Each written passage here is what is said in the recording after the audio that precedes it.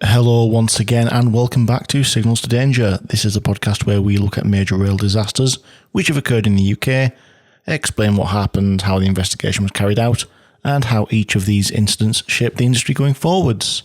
My name is Dan Fox. I work within the rail industry in my day-to-day life, but today I'm going to be the one that's taking you through this podcast. Since last time we spoke, I'd like to take the opportunity to thank Darren for signing up to the Patreon and supporting the podcast. And if you'd like to find out how to do this, please head over to signalstodanger.com and click on support. Now, I've looked at Patreon and I've decided to change it up a little bit, give people a little bit more for their money, and from now on I will be live streaming all of my episode records and also be doing some bi-monthly YouTube live Q&As. These will be exclusive to those who subscribe to the live stream tier of the Patreon, and that's just as a way of saying an extra special thank you. Now, all Patreons will be able to access the live streams after they've been recorded, to watch back at a later date. I'm not, however, starting this week due to my travel plans and things changing. I'm actually recording in my mother-in-law's kitchen, so not quite the usual studio background that you'll be seeing for that one, so this episode will not be filmed. Inadvertently, I have also ended up with a new microphone, so hopefully the sound quality should be a little bit better than usual. I hope so, or I probably want my money back, or maybe I'm just going to need to learn to use it a little bit better. If nothing else, the high-pitched whine that I think none of you have actually seemed to notice from previous episodes may finally go away. Now, with all of that out of the way, we can move into this week's episode. Following on from last weekend's chaos of Storm Arwen, I felt that it would make sense to cover an episode directly influenced by poor weather. So without further ado, let's dive right in. The water surged along the swollen river, washing through the railings of a bridge. The tracks formed a ramp, sloping down into the murky, swirling current. And a train stood on those tracks, its front end almost entirely beneath the surface. The year is 1987, and the place is Glanrhyd. Carriages are crushed, one on top of another. Investigators at the scene searched through the wreckage for the injured. A point's failure. So there's another disaster.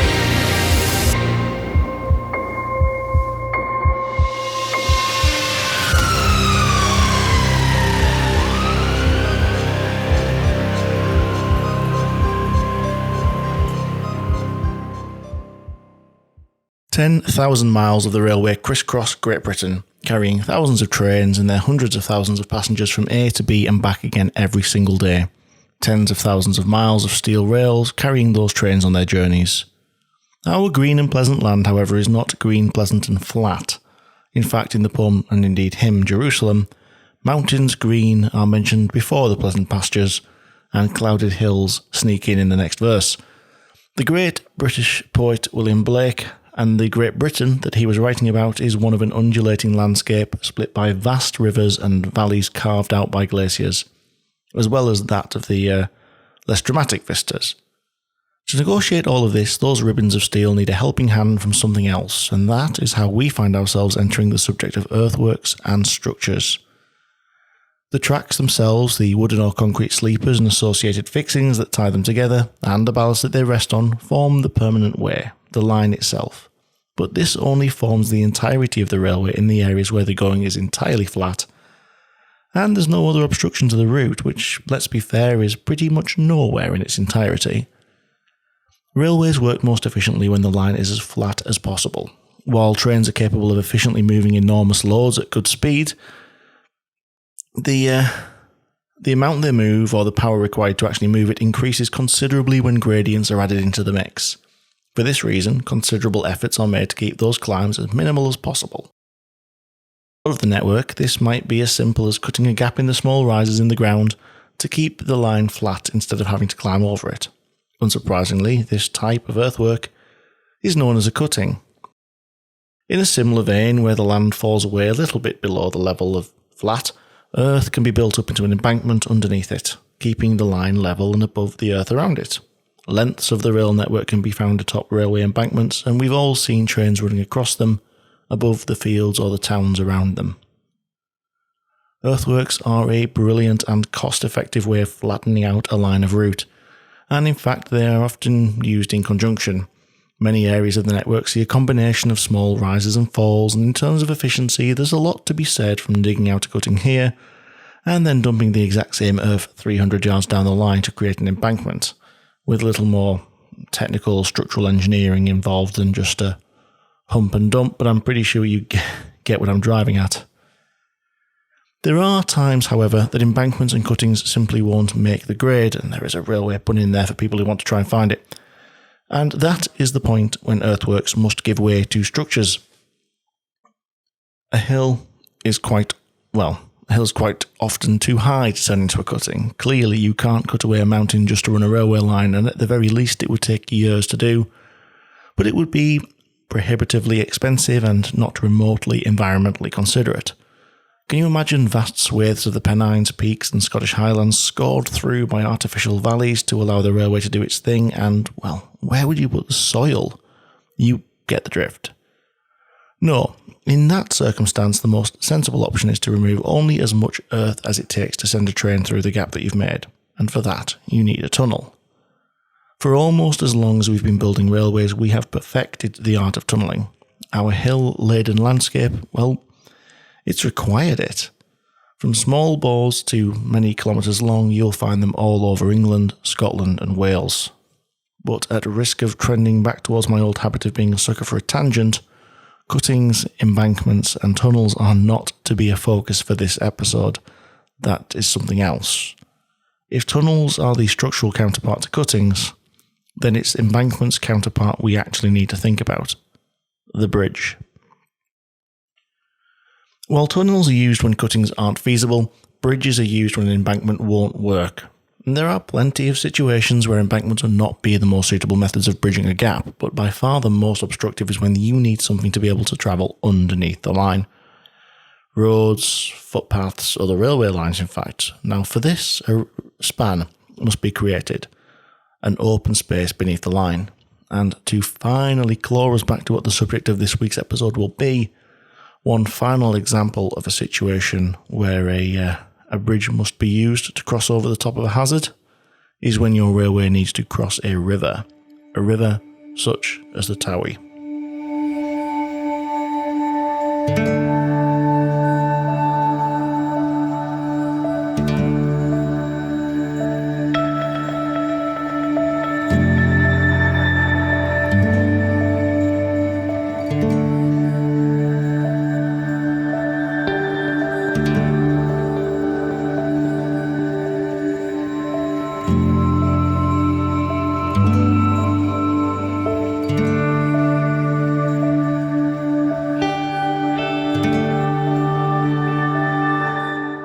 We've spoken in this podcast many times before about many different railway lines. High-speed main lines, core trunk routes carrying the fastest services, scores of commuters and tons of freight. The West and the East Coast main lines, the Great Western, you know the usual culprits by now, but, well, there are many smaller, more rural lines which are also present, feeding the main lines which connect communities across the countries. And there used to be a lot more, to be fair, around double prior to nationalisation, rationalisation and closures for financial reasons, although we're not really going to talk about Dr. Beeching today. I don't have the time for that. Today, we are going to talk about the Heart of Wales line, and I will preface all of that discussion by apologising in advance for what is inevitably going to happen when I pronounce something incorrectly. The Heart of Wales is a rural line which runs from Craven Arms in the English county of Shropshire to Llanelli, a Welsh market town in Carmarthenshire. The line is famed for its beautiful scenery and serves several rural communities along its route. And as a polite nod to my day job, I'll also point out that the line is home to the Heart of Wales Line Development Company, a community rail partnership which promotes and develops the Heart of Wales railway line for the benefit of people living and working locally, local businesses, and of course, for visitors. Interestingly, the line is single track almost in its entirety, with 5 passing loops along its length to allow services to cross. And in 1986, the signalling was modernised, removing the individual signal boxes at each station and introducing something known as No Signalman Token Remote Working. This method of work involved token machines at each station, at each of the loops, overseen by a signaller in one location. But this episode is not on the subject of signalling. It's just interesting to know. It's also interesting to know that while we refer to the main lines as heavy rail, the Heart of Wales line is actually a light railway. Not in the sense that it's a tram, no, the trains that run here are definitely trains, but more in relation to an Act of Parliament that was passed in 1896. At the time, every new railway had to be ratified by an Act of Parliament, a long-winded and not effortless procedure, and certainly not an inexpensive one. Now, when such effort and cost was involved, prospective railway companies focused their efforts where passenger numbers were liable to be higher, and that was often to the detriment of the rural communities. The economic downturn of the 1880s had hit agricultural and rural communities in the United Kingdom especially hard, and the government wished to facilitate the construction of railways in those areas, to facilitate the transportation of goods and the mobility of people. The Light Railways Act of 1896 defined a class of railways which did not require specific legislation, that Act of Parliament, to construct. Companies could simply plan a line in order with the Act and, having obtained a light railway order, build and operate it. Through the reduction in legal costs and allowing new railways to be built quickly, the government hoped to encourage companies to build the new light railways in areas of low population and industries that were previously of little interest to them. And while a number of light railway lines were completed, most eventually closed, many before Beeching could even take a look at them. 5 remaining services preserved railways, heritage lines, and one line remains in use as a railway line proper, the Heart of Wales, which has operated under such an order since 1972. As the line leaves England and crosses diagonally down through Wales, it roughly follows the line of the A483 into the heart of the country, passing areas of remote beauty with fantastic names like Sugarloaf. At Llandovery, however, the line swings into alignment with another feature of the central Wales, the River Towy. For 75 miles, the Towy flows through Wales, capturing water as it goes and eventually depositing it into the Irish Sea. But for around 10 miles, it shares its space with the Heart of Wales line between Llandovery and Llandelo. Over this distance, the river meanders left and right, following the contours of the valley floor. Now, we know from what was said earlier that this would be an ideal place for the railway, preventing the need to climb the hills either side, and so for this 10-mile stretch, the rails and the river are never far apart. In fact, on 3 separate occasions, the railway is carried over the Towy by bridges. Once, twice, 3 times as the trains head west. That final crossing was over Glanrhyd Bridge.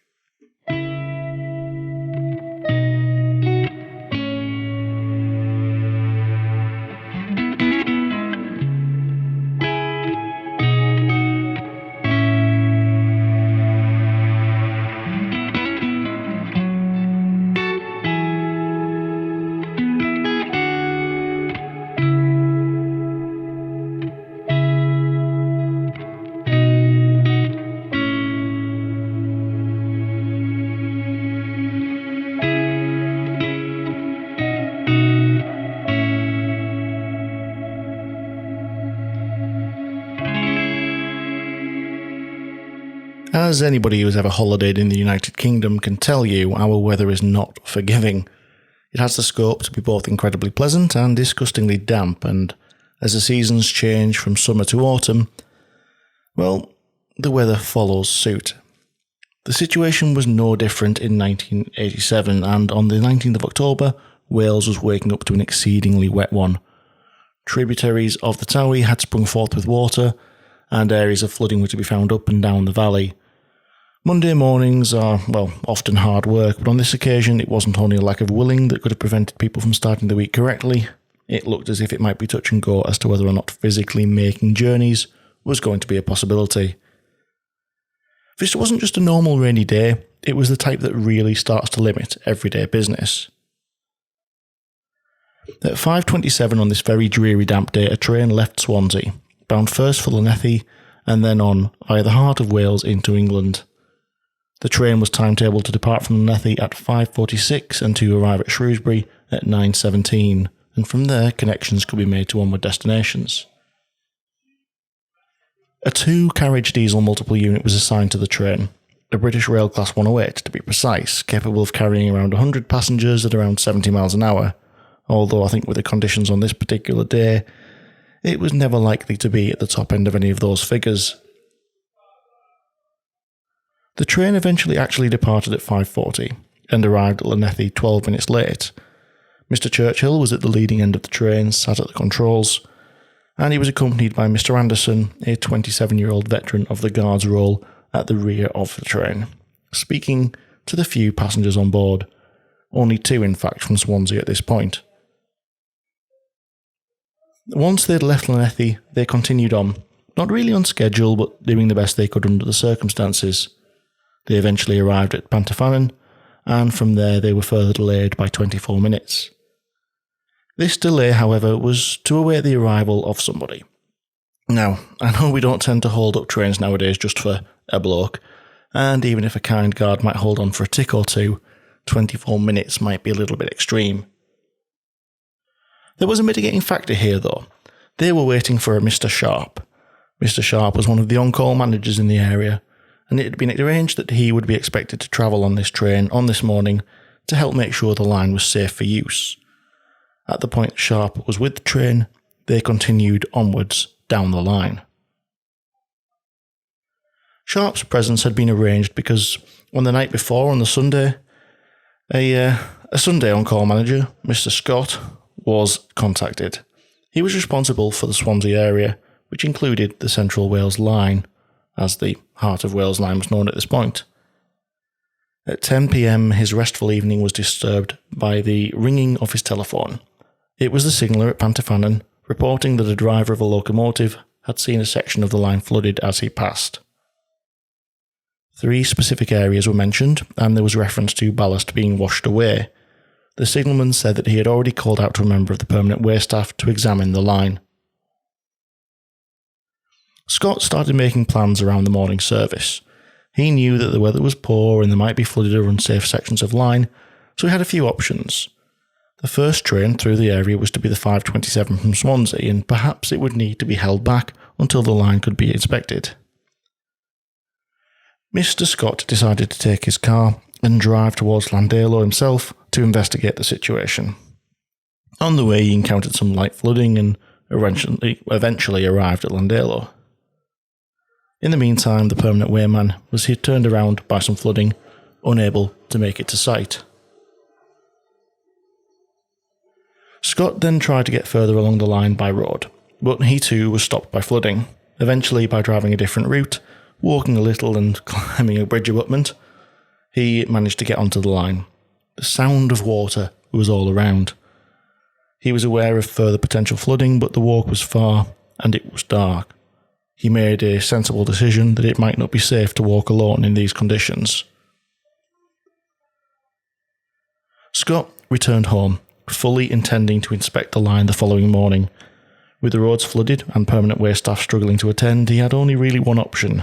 The method he was going to use would mean that the Swansea train would run, and that he would be sat up front with the driver, examining the line as they went. This is a process that we call, unsurprisingly, examining the line. It does seem a little counterintuitive, testing a safe condition by doing the exact thing that would be dangerous if the correct conditions weren't met. I mean, you don't test that your gun's unloaded by pulling the trigger, but examining the line is certainly more risky than a track walk, but risky doesn't mean dangerous. It just means you need to control the activity more carefully. Travel at a safe speed, travel at a speed that you can stop in the distance that you can see, maybe get a spare pair of eyes in the cab. And that was the plan Scott had. He would sit there in the cab and be the extra pair of eyes. And as is often the case, the best laid plans of mice and men often go awry. Scott arrived home at about 1 a.m, made a phone call to arrange all of the above, and then was called back half an hour later. Another crisis at another station. Back out in his car he went, this time headed for Carmarthen. At this point, it became clear that Scott would not be able to visit the train and ride north with it, so other plans were made. Sharp was called, the other on-call man for the area, and asked to travel with the train. Ray Davis, additionally, a permanent way supervisor, spoke to Scott and said that he would travel with it also, or at least attempt to, weather allowing. So it was for this reason that the train was held at Pantafannon, to allow Sharp to climb on board. He joined the driver in the cab, and the train continued on. At Amanford, a couple boarded, Mr. and Mrs. Evans, although the train waited here a few minutes more to allow Mr. Evans to return from a phone call, departing at 6:48. Llanlabby saw Mrs. Angus join the train, and the train finally then arrived at Llandelo. Here, a Mr. Bailey boarded, and then the train left the last station that it would get to call at that morning. It didn't get far north of the station before the train came across a permanent way supervisor, Mr. Davies, in waterproof clothing, stood bound by the trackside. He signalled the train through a small area of flooding and then climbed aboard. It was at this point that the final leg of his journey began. At Glanrhyd, there was a level crossing, just before the bridge. The driver, Churchill, reduced his speed to 10 miles an hour to cross it, and then applied a small amount of power to climb the shallow gradient towards the bridge. Davies was stood in the cab, watching the line ahead, looking for flooding, washed out ballast, or other hazards. The train's headlights were illuminating 20 to 25 yards of track ahead of them in the early morning dark. Davies' vision was concentrated in this area, and as the train approached the bridge at around about 15 miles an hour, he could see the end of the bridge girders. The bridge here carried the single track line over the River Towie, normally. As the train started to cross the bridge, it was clear all was not well. Davies noted that the bridge was distorted. Sharp became aware that the bridge had collapsed, and Churchill applied the emergency brakes. He called out, "Hang on!" The train slid down the rails and into the swirling waters of the River Towie.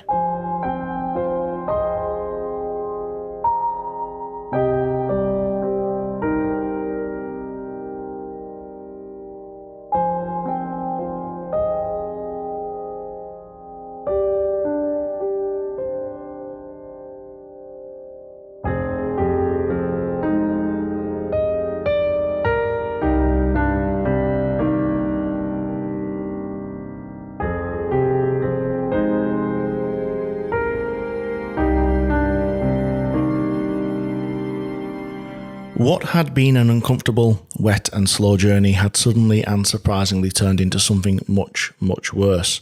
The lead carriage of the train had fallen forward almost entirely into the river.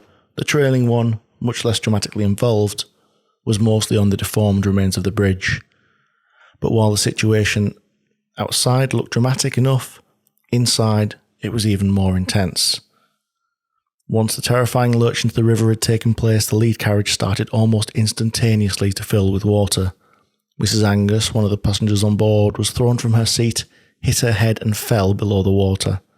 She swam up from below it and started to look around, trying to find a way out.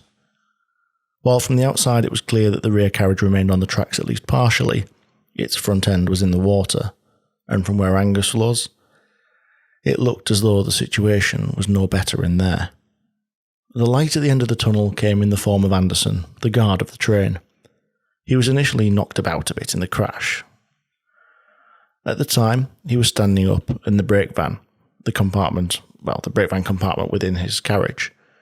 But moments later, he was thrown off his feet, across the van and into the wall, striking his head and losing his glasses. As he was getting up and recovering them, water poured into the brake van through a broken window, and it was quickly up his walls. Because of the use of this space as a cash handling area, it even had a security cage door, and for a horrifying few seconds, he thought he was trapped. But thankfully, the door opened, and he escaped. From outside, however, he could look up the carriage and realise that the rear of the carriage was dry. At almost the same time, at the very front of the train, Sharp came to the same conclusion. He had looked out from the side window of the cab, saw that there was no chance of escape at the front end as the train floated there, but the rear of the train was clear. Sharp waded back along the carriage to check if it was possible to escape through the gangway to the rear portion. With the way the carriages had come to rest, it was a little challenging to get through it, but manageable. Once he'd made his way to the rear, he walked a little further back and ascertained that he found it was possible to step out of the rear passenger door onto the rear from the right-hand side of the coach and out onto the bridge girder. An escape, a route for people to get out. All of this had taken a few minutes, but the passengers were checked on as he passed through the train and nobody was seriously injured by some miracle, and everyone remained calm, stoic. Sharp started to tell people, "This way out." Mrs. Angus heard the call to come back, and after a period of trepidation, she did so. There were loose seats and other debris floating in the water. She half walked and half swam towards the rear of the carriage. She struggled to get through the gangway connection, but managed it before making her way to the rear of the train. She was soon followed through by Mr. Bailey, another passenger from the lead carriage.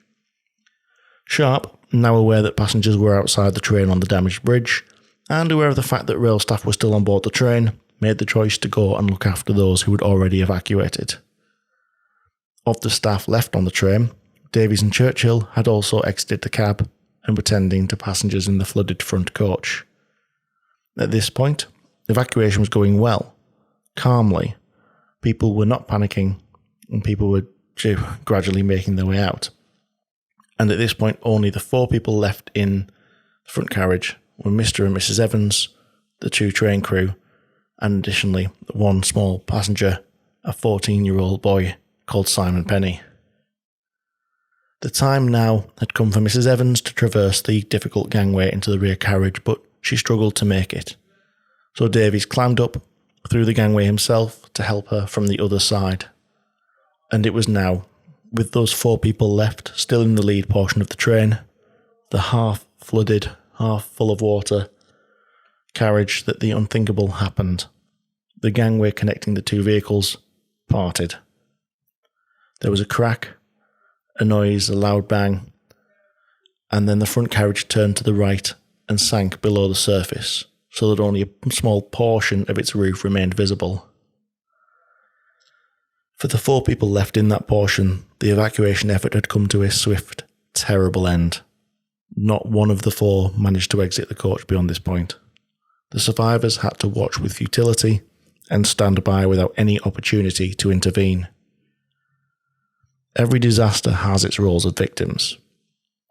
At Glanrhyd Bridge, there were Sarah Patricia Evans, William Benjamin Evans, Simon Michael Penny, and John Michael Churchill. But personally, I really think we should spare a thought for those who watched that carriage slip beneath the waves, knowing that people were on board, knowing who was on board, and knowing that they would never emerge. That is the kind of memory I can imagine never goes away.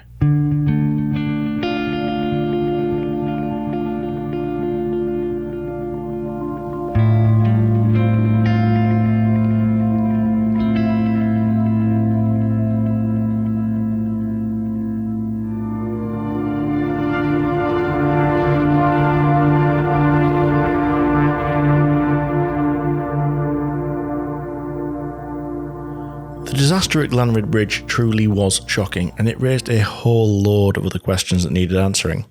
And while we'll get into how they were tackled, we first probably need to talk briefly about the recovery stage here.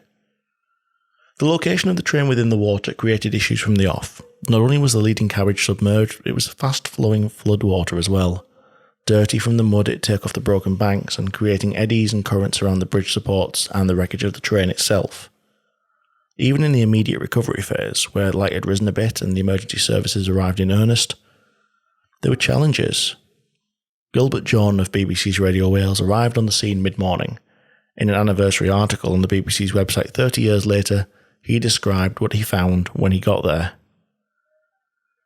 There were rescuers already at the scene. Firemen, divers, police officers and others, including rail engineers. All were simply standing, looking at the tail end of the 2-carriage train. One carriage was still mainly on land, the other was twisted at 90 degrees in the river. Nobody could reach it. The roof was barely above water, and the roaring waters of the Towie were battering it, and were clearly too ferocious to attempt any rescue. 6 people had escaped the initial plunge into the water, but we knew that there were at least 4 people still in that carriage: the train driver, an elderly couple and a schoolboy, we learned later.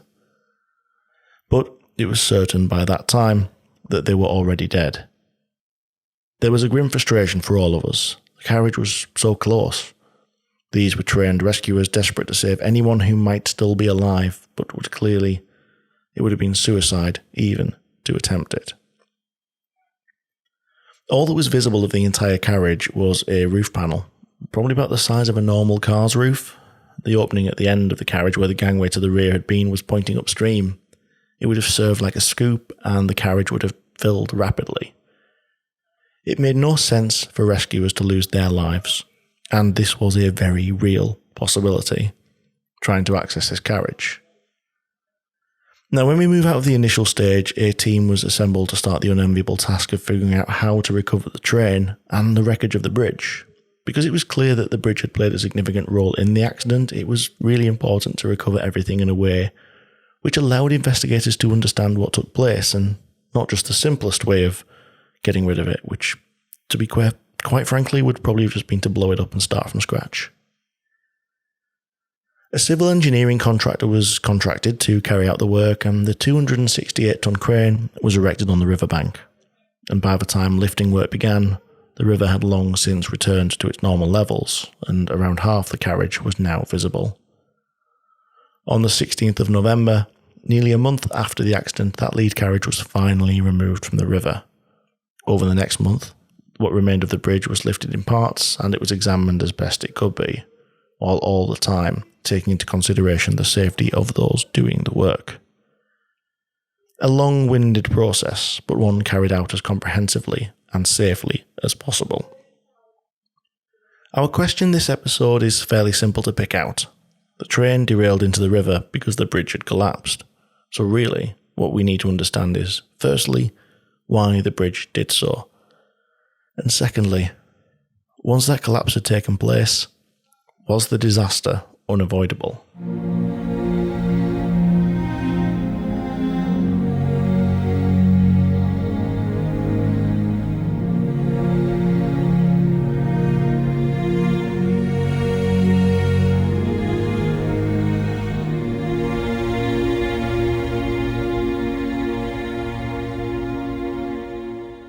Glanrhyd Bridge was a fairly standard bridge, consisting of a single track with 5 separate spans of welded plate main girders and welded prefabricated steel deck, which was all waterproofed and tiled.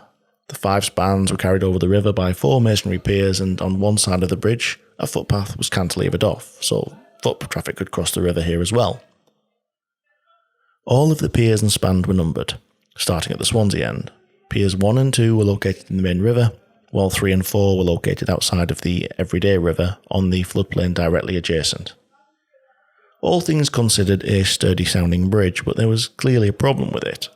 The bridge deck itself was only 29 years old, which sounds a lot, but let's bear in mind that the 4th rail bridge in Edinburgh is 132 years old, and the new deck was mounted on top of the original piers, plus a small concrete pad that was added to elevate the bridge slightly, because the old bridge flooded occasionally and water reached the deck.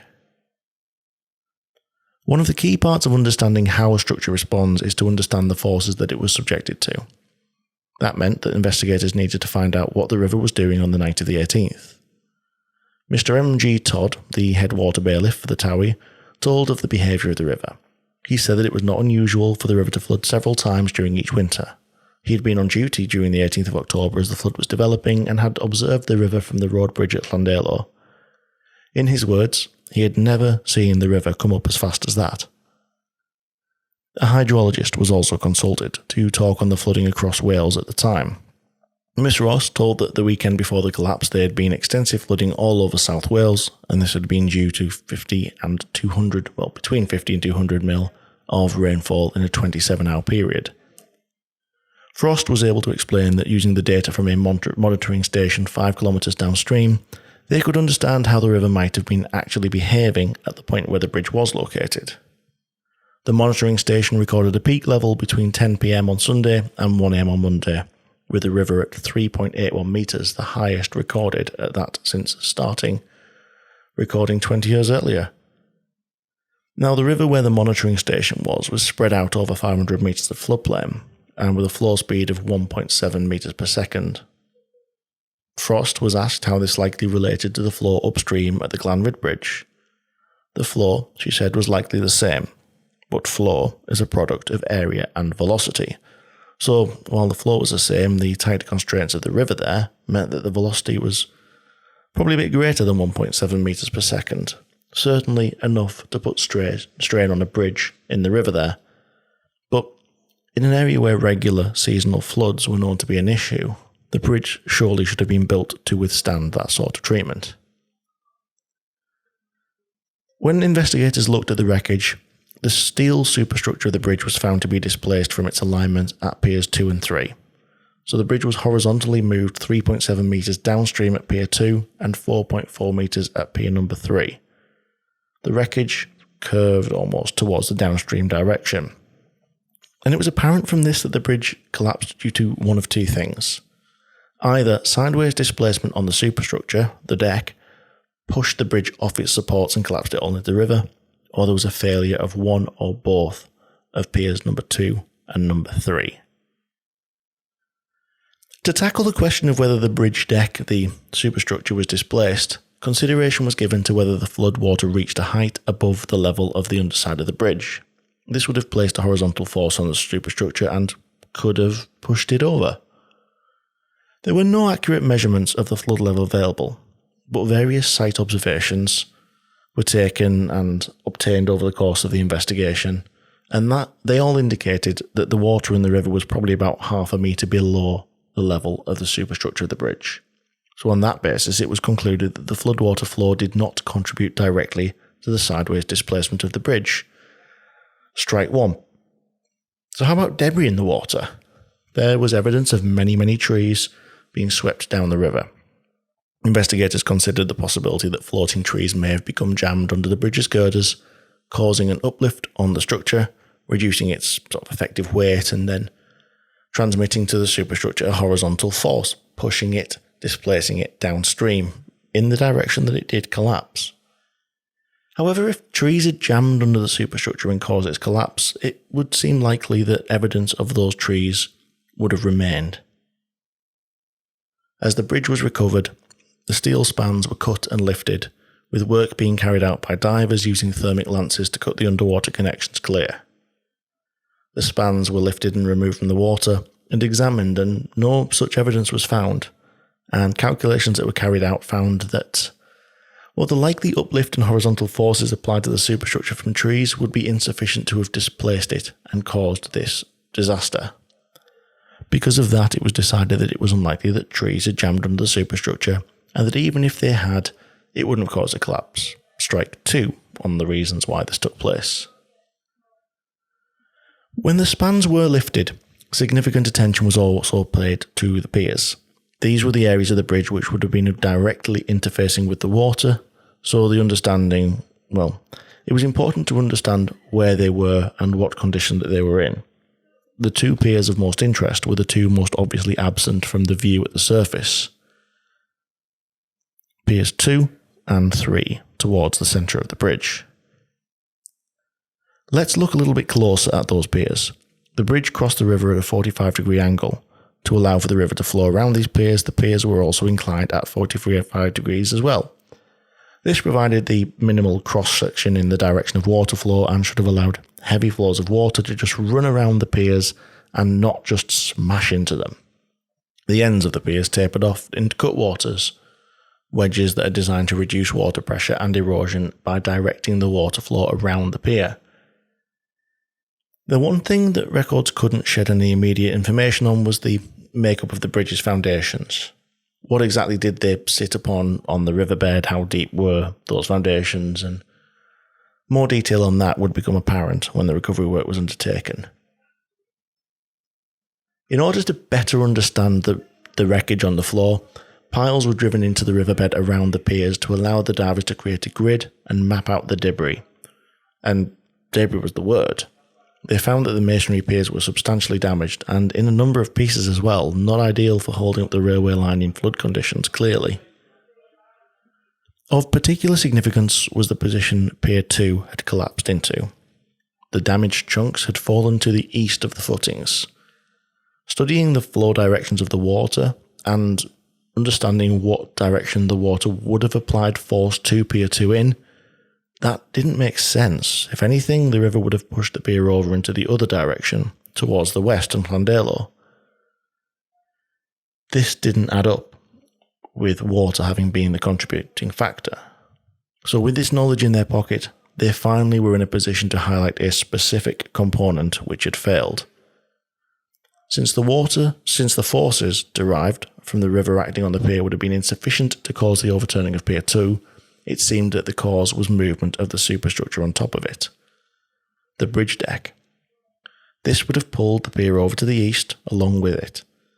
The position in which the two bearing blocks, the part of the connection between Pier 2 and the spans, from the top of the pier, were found on the riverbed afterwards. That was appropriate to a movement of the bridge spans east and downstream. Pier 2 was pulled over. That's what the wreckage told us. And the only thing on the rest of that bridge which could have initiated Pier 2 being pulled over by the bridge deck was the collapse of Pier 3. With that in mind, the investigation focus shifted thoroughly onto the wreckage of the third pier. It wasn't long before studies of the wreckage and the riverbed below it identified the culprit, a phenomenon known as scouring. Bridge scour is the removal of sediment such as sand or gravel from around bridge abutments or piers. Hydrodynamic scour caused by fast-flowing water, well, that can carve out scour holes, literally holes in the riverbed. They compromise the integrity of the structure that they're adjacent to. What essentially happens is that any obstruction within flowing water, that produces changes in velocity within the water column. The flow changes that can occur cause movement in the bed materials near the obstruction, and the magnitude of these changes varies with stream velocity, feature shape, and riverbed makeup, but the end result is a hole is created behind the obstruction downstream of it. If left unchecked, this hole can get larger and larger, and eventually undercut the foundations of an abutment, leaving it unsupported or insufficiently so. It's apparent that scouring beneath Pier 3 had caused the riverbed material to be removed from its foundations. This allowed the downstream end of the pier to settle, and that broke the back of the pier. Then the downstream end of the pier migrated into an adjacent zone of deeper scour directly behind it, and the upstream end of the pier also settled in the downstream direction. This failure will have misaligned the superstructure downstream, and the pier failed fully in that direction, pulling with it the rest of the bridge. The foundations of the bridge had been undercut. The piers didn't have the support they needed, and in turn, the tracks, well, they didn't really have a pier. Investigators finally had an answer for what had caused a perfectly sturdy-looking bridge to collapse into a fast-flowing river.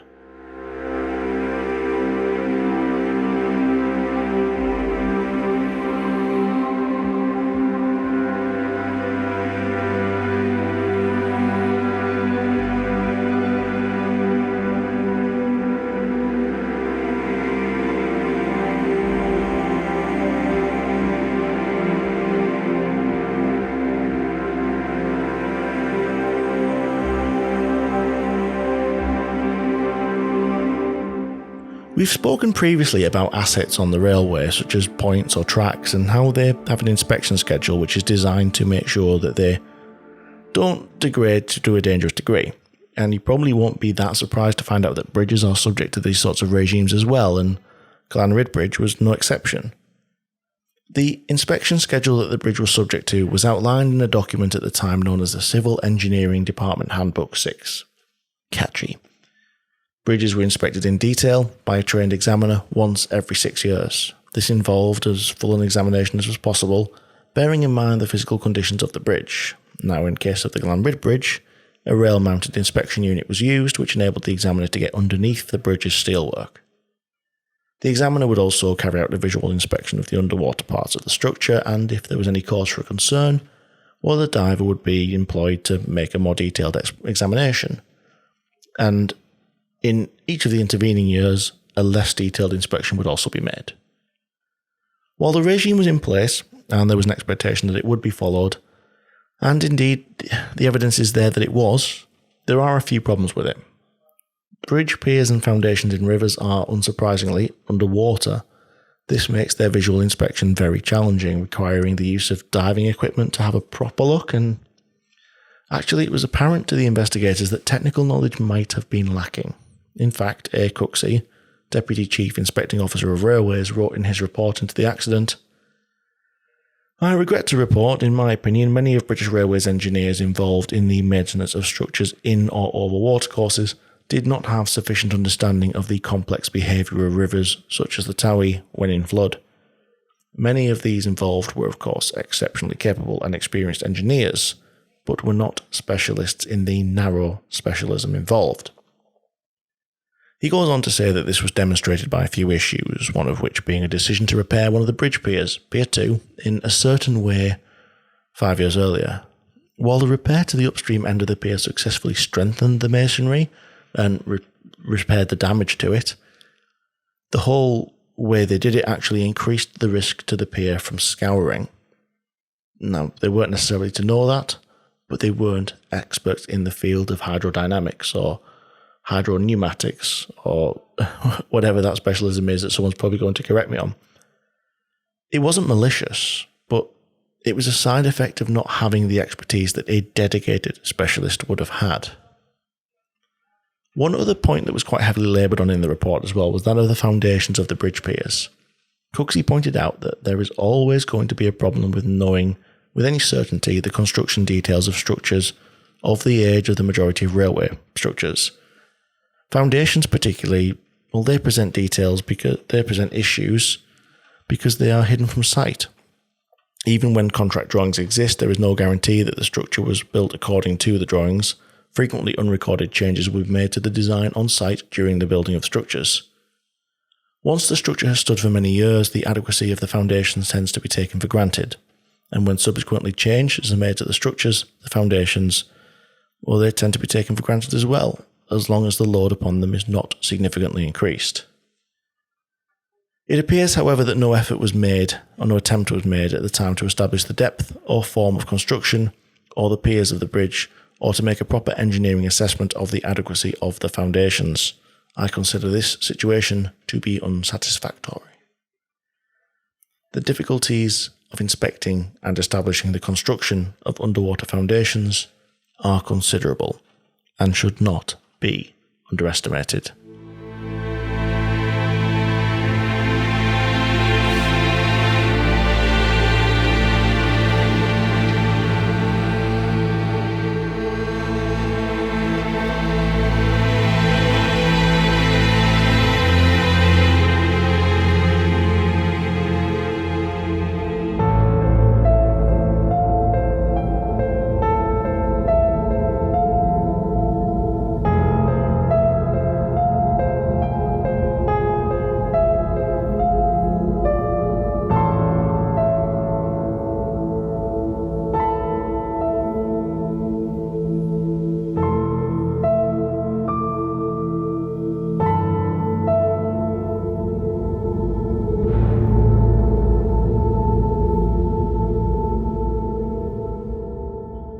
The investigation had made its conclusion, and that was that the bridge collapsed at some time between 21:15 on Sunday the 18th of October and 0700 on Monday the 19th of October, during an abnormally severe flood of the River Towy.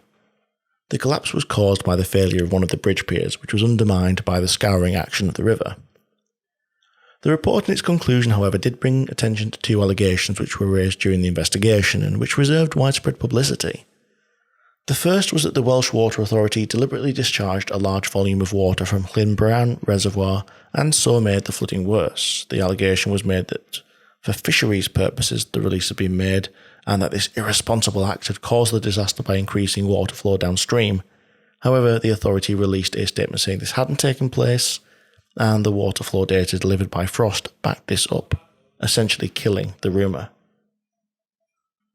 The second was that a passenger train was deliberately used to test a suspect bridge. The railway had known the bridge was potentially damaged by floodwater and that a trainload of passengers had been placed at risk to ensure that it was okay for traffic. And the report is fairly unequivocal in its response to this one. None of the railway staff involved in the decision to use the passenger train to examine the line either knew of or anticipated that there would be any serious damage to the bridge, which would have put the safety of the train at risk.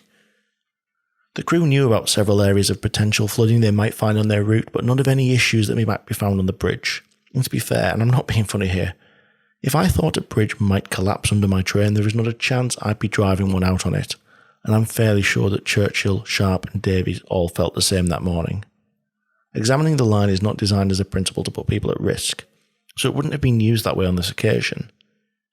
The investigation was satisfied that prior to the collapse there were no visual indications to those who were responsible for examining the bridge that its stability was in any way in danger. But the final conclusion of the report drew back an issue of experience and its lacking in crucial areas. Nevertheless, I consider that there existed, and had existed for many years, a lack of understanding within many levels of the railway engineers of the complex hydraulic behaviour of watercourses. In particular, the rapid changes that can occur in riverbed levels was not anticipated. I consider the past arrangements whereby bridge superstructures were replaced without any check being made on the existing foundation construction to be unwise.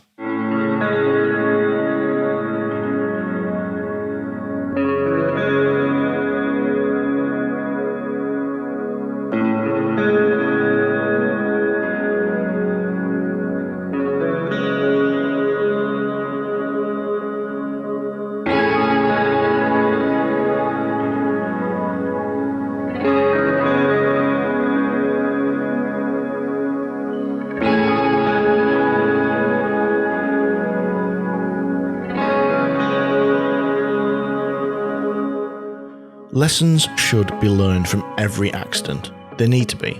Every accident should be the last time that specific set of circumstances came together and took lives in that way. Glanrhyd Bridge did wonders for the safety culture in the region, as well as highlighting areas where gaps in knowledge had led to gaps in safety. Indeed, I read an article while I was doing this, which, particularly at the time it was written, harked on that following Glanrhyd there hadn't been a single passenger fatality in Wales for 20 years. And I believe, if I remember correctly, the article was entitled "In Wales, the most dangerous part of the railway is getting to the station," and it probably was. And there was a really good safety culture in Wales from that point onwards. But I'm digressing.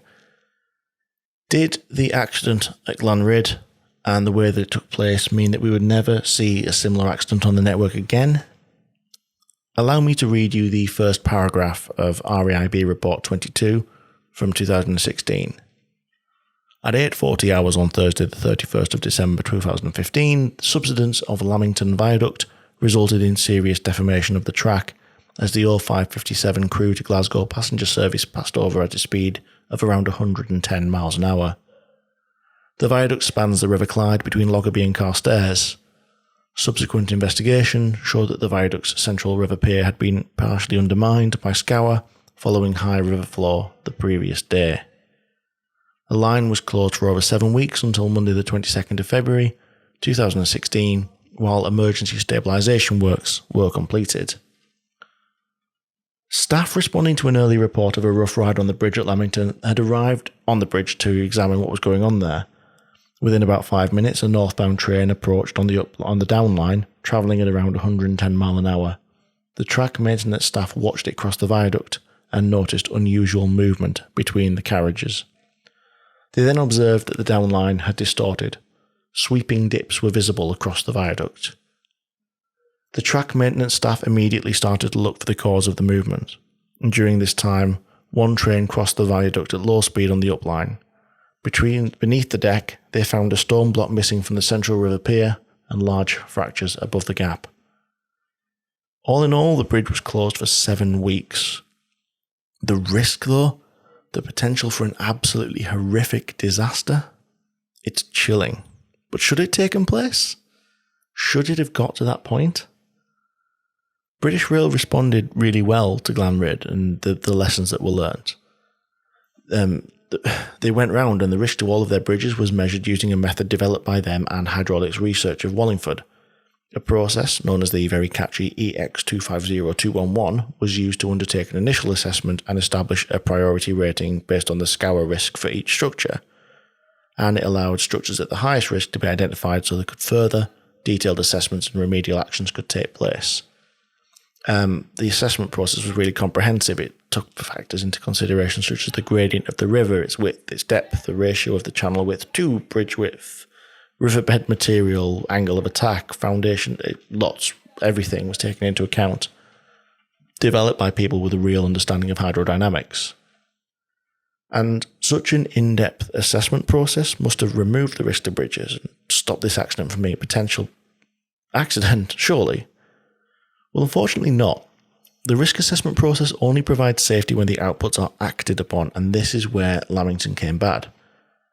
The assessments detected the risk, and some of the required actions were undertaken, but not all of them were done in a timely fashion, and there were other steps that were missed, which essentially meant that there were warning signs that dangerous scour damage might have occurred on the bridge, and even after a dip had been noticed by one driver, another was allowed to pass over the bridge at line speed, 110 miles an hour. I could probably do a whole other episode on Lamington's near miss, and I might do at some point, so I won't go into too much detail now, but I would recommend going and having a read of it in the context of this episode to understand just how terrifying that dangerous occurrence was. I find Glanrhyd and Lamington both fascinating to read upon in isolation, but far more so in conjunction. If Glanrhyd was an example of an innocent, in inverted commas, lack of knowledge and experience which led to tragic deaths, I think it would be fair to say that the dangerous occurrence at Lamington shows a lack of respect for the knowledge that was paid for so cruelly. Corporate memory is important. We need to understand and remember the reasons for our rules, and the price that was being paid for our safety. We cannot, should not, must not ever forget those who lost their lives so that others following didn't need to. The best way of respecting their memories is to ensure that the lessons learned stay learned.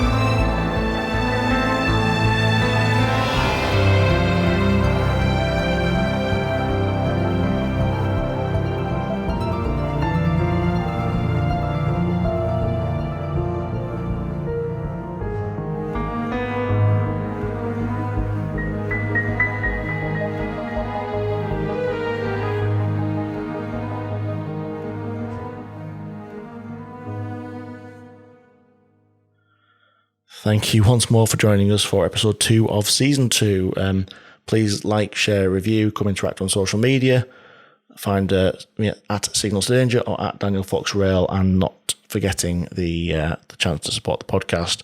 I apologise if the sound quality was a little bit off. It's A, a new microphone, B, a stuffy nose, and C, I'm not even in the same building that I normally record in, so hopefully it turned out all right. In any case, thank you so much, and until the next episode, travel safe.